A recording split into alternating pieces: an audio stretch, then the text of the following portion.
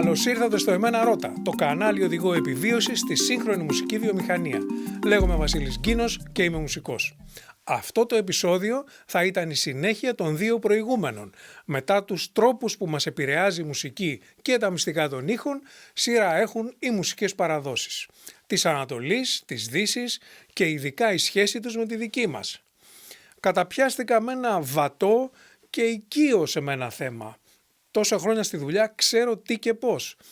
Αλλά ρωτώντας γιατί, πηγαίνω όλο και πιο πίσω, όλο και πιο μακριά. Έχω φτάσει στην ύστερη παλαιολιθική και στις στέπες του Κουργκάν, όπου ανάμεσα στους πρωτοϊνδοευρωπαίους κοντεύω να ξεχάσω και αυτά που ξέρω. Αλλά καθώς η ζωή συνεχίζεται και ο κόσμος μας αλλάζει και μάλιστα πολύ πιο γρήγορα από ό,τι θα περίμενε κανείς, επανέρχομαι εκτάκτως στην πραγματικότητα γιατί εντωμεταξύ συμβαίνουν αυτά.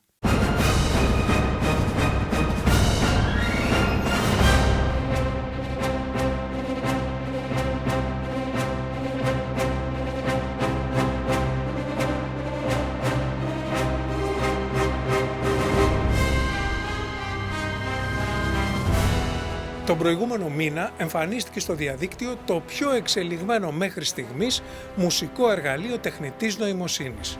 Το Udio.com φτιάχνει μουσική και στίχο, αρκεί ο χρήστης να ορίσει ένα θέμα, το είδος της μουσικής που θέλει και άλλα χαρακτηριστικά που κρίνει ο ίδιος απαραίτητα.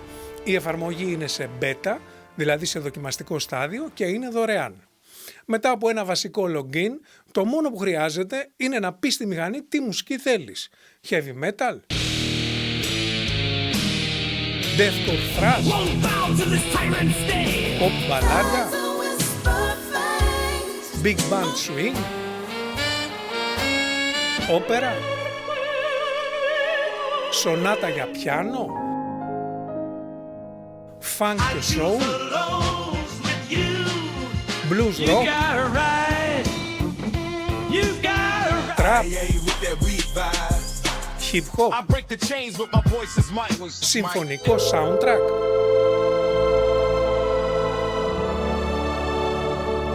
thriller, Latin pop, φάση Eurovision. Θα μου πείτε σιγά τα νέα και άλλες μηχανές τα κάνουν αυτά. Ίσως όχι τόσο καλά, αλλά τα κάνουν. Παραδοσιακό αφρικάνικο, βουλγάρικο, βραζιλιάνικο, ισπανικό, αράβικο,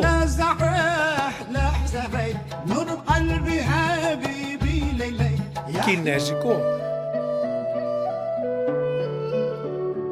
ελληνικό pop,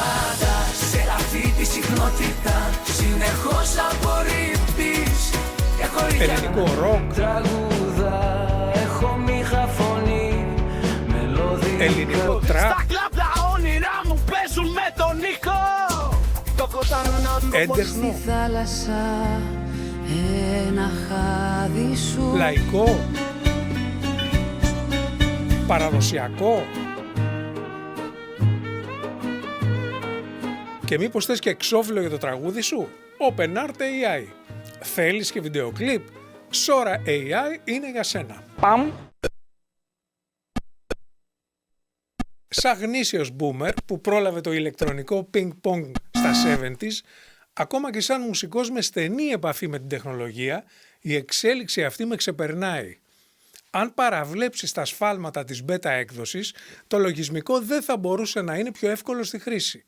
Η μηχανή παράγει αποτελέσματα με εντυπωσιακή ταχύτητα και ακρίβεια, αν πετύχεις τα keywords και την περιγραφή. Εκτός από τα mainstream μουσικά είδη, είναι η πρώτη φορά που η προσπάθεια για τοπικό ρεπερτόριο δείχνει μια προοπτική.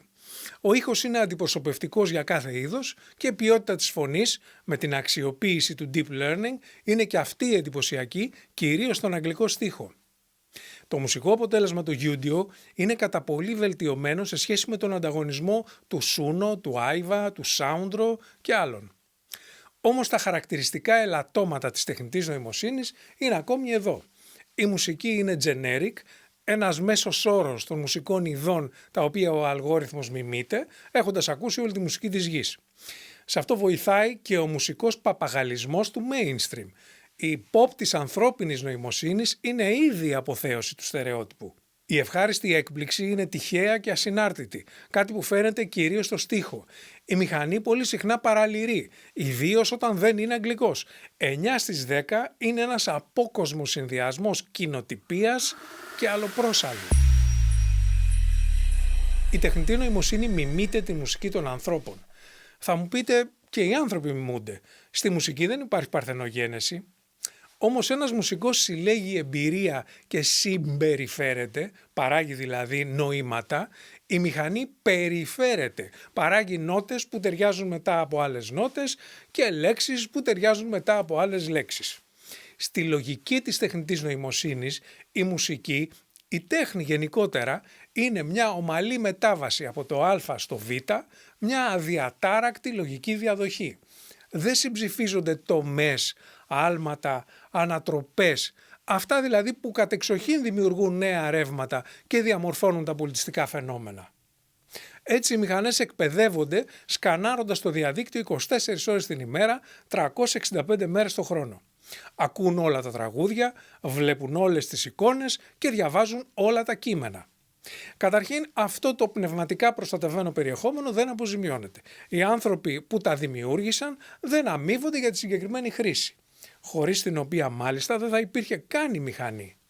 Αλλά εκτός από τα νομικά και ηθικά ζητήματα, το περιεχόμενο αυτό περιέχει συχνά λανθασμένες, ακραίες, μεροληπτικές πληροφορίες, τις οποίες οι μηχανές καταπίνουν ως μέρος της εκπαίδευσής τους και τις αναπαράγουν ή βασίζονται σε αυτές. Ένα μουσικό παράδειγμα είναι οι όροι traditional και folk ή folklore, world και ethnic, που χρησιμοποιούνται εναλλακτικά και ως επιτοπλίστων άστοχα. Ακόμα χειρότερα, οι μηχανές δεν ξεχωρίζουν τις δικές τους δημιουργίες που πλημμυρίζουν πια το διαδίκτυο, με αποτέλεσμα να τις συμπεριλαμβάνουν στα δεδομένα εκπαίδευσης.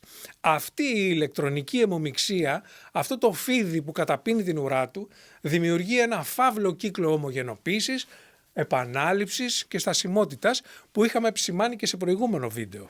Επιπλέον, η τεχνητή νοημοσύνη αφαιρεί την προσπάθεια από τη δημιουργική διαδικασία.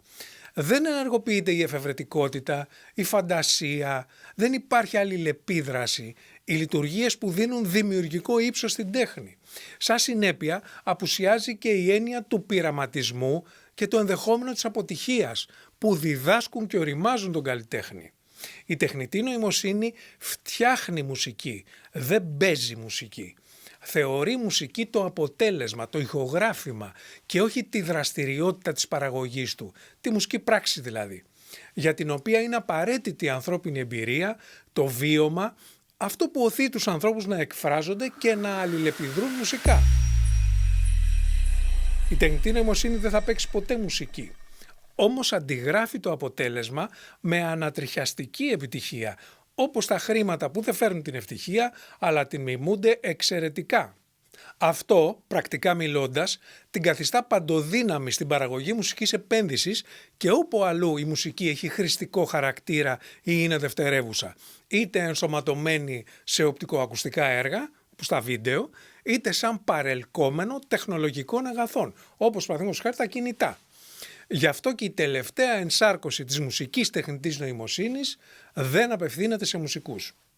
Μέχρι πρόσφατα οργανωνόταν γύρω από μια θεωρητική μουσική βάση με BPM και οπλισμούς, ενώ υπήρχε και δυνατότητα επεξεργασίας που απαιτούσε κάποια εμπλοκή στη μουσική παραγωγή. Τώρα πια, ό,τι θα μπορούσε να αποθαρρύνει κάποιον μουσικά ακατάρτιστο κρύβεται στο παρασκήνιο. Η ορολογία είναι η απλούστερη δυνατή και είναι κατανοητή από ανθρώπους χωρίς στοιχειώδη μουσική εκπαίδευση. Καθώς η τεχνολογία βρίσκει τις πρακτικές εφαρμογές της, το μάρκετινγκ αποφάσισε πως το εμπορικό της μέλλον βρίσκεται στο χώρο των ερασιτεχνών και βασικά των δημιουργικών τμήματων της γραφειοκρατίας, που πλέον δεν θα χρειάζεται να απασχολούν μουσικούς. Ο κόσμος της διαφήμισης και του οπτικοακουστικού απέκτησε ένα πανίσχυρο εργαλείο, οι μουσικοί έχασαν μια πηγή εισοδήματος. Όσο για τη μεγάλη πλειοψηφία μουσικών παραγωγών που πλημμυρίζουν το διαδίκτυο με τεχνητές μουσικές κακής ποιότητας, είναι εκεί για να αρμέγουν το δικαίωμα. Πάροχοι και δισκογραφικές κάνουν ό,τι μπορούν. Δεν είναι εύκολο να ξεχωρίζεις την τεχνητή μουσική. Ο Deezer, για παράδειγμα, έχει ήδη αφαιρέσει 26 εκατομμύρια κομμάτια από την πλατφόρμα του και η Napster, Tidal και Spotify θα ακολουθήσουν. Η Universal μάλιστα απέσυρε τον κατάλογό της από το TikTok μετά από διαφωνίες με την πλατφόρμα, μεταξύ άλλων και για την τεχνητή νοημοσύνη. Θεωρεί πως το TikTok αναπτύσσει εργαλεία που ενθαρρύνουν και προωθούν τη μουσική δημιουργία με AI και επιτρέπει στην πλατφόρμα του να πλημμυρίζει με τέτοιο περιεχόμενο.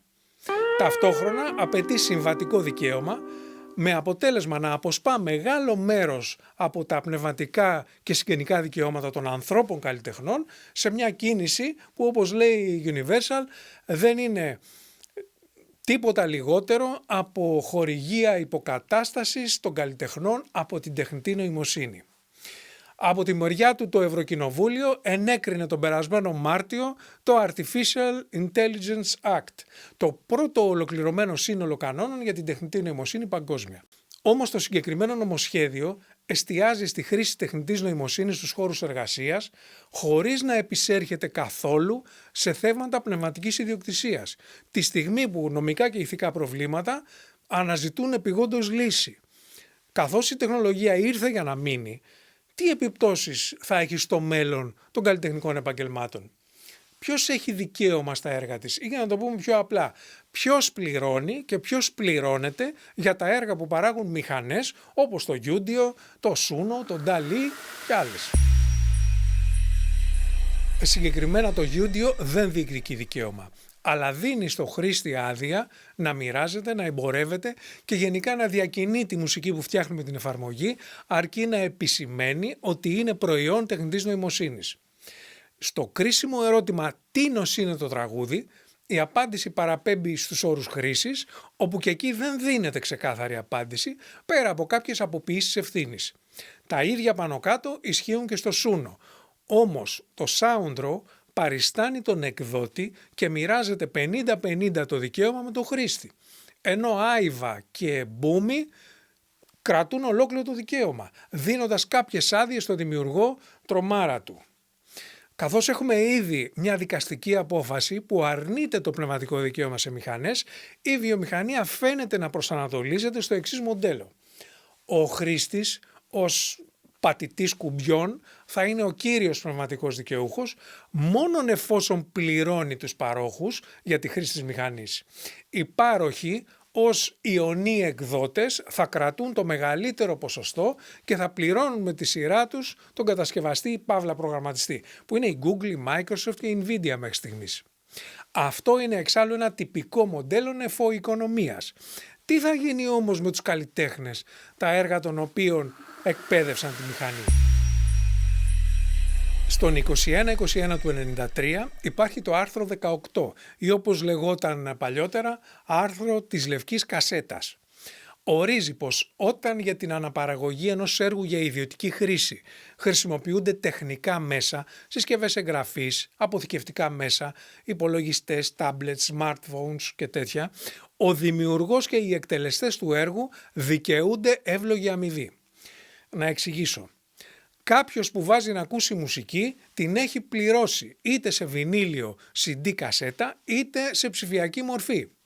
Έχει πληρώσει επίσης και ένα μέσο αναπαραγωγής, CD player, pick-up, κασετόφωνο, PC, tablet, smartphone, στικάκι, σκληρό δίσκο κτλ. Ακούει λοιπόν τη μουσική του σε ιδιωτικό περιβάλλον μόνος ή με την παρέα του και όχι για εμπορικό σκοπό όπως θα ήταν η δημόσια εκτέλεση που ορίζεται στο άρθρο 49 παρακάτω. Ωστόσο, κάποιος που κατεβάζει ένα μουσικό αρχείο στον υπολογιστή, το κινητό ή το τάμπλετ και το αποθηκεύει σε αυτό ή σε σκληρό δίσκο ή αντιγράφει CD και κασέτες, δεν έχει πληρώσει για το αντίτυπο. Το άρθρο 18 λοιπόν περιορίζει την ελευθερία της ιδιωτικής χρήσης της μουσικής, αντισταθμίζοντας αυτή την απώλεια εισοδήματος των καλλιτεχνών και παραγωγών με μια εύλογη αποζημίωση. Τώρα, το μέγεθος της αναπαραγωγής για ιδιωτική χρήση δεν μπορεί να μετρηθεί πρακτικά. Εξαρτάται από τις συνήθειες ακρόασης εκατομμύριων ανθρώπων σε όλο τον κόσμο. Δεν μπορούμε να ανιχνεύσουμε ποιος έφτιαξε, ποιος έπαιξε ή ποιος παρήγαγε τι. Όμως, οι πωλήσεις των μέσων αναπαραγωγής και αποθήκευσης είναι σαφώς μετρήσιμες. Με αυτό το σκεπτικό, το άρθρο 18 ορίζει ένα ποσοστό στην τιμή των συσκευών αυτών που οι έμποροι αποδίδουν στους οργανισμούς συλλογικής διαχείρισης ως εύλογη αποζημίωση για τους δημιουργούς και τους εκτελεστές. Έτσι αποζημιώνονται οι καλλιτέχνες για τη χρήση των έργων τους στο πλαίσιο της ιδιωτικής αναπαραγωγής. Τώρα όμως έχουμε μια νέα χρήση αυτών των έργων.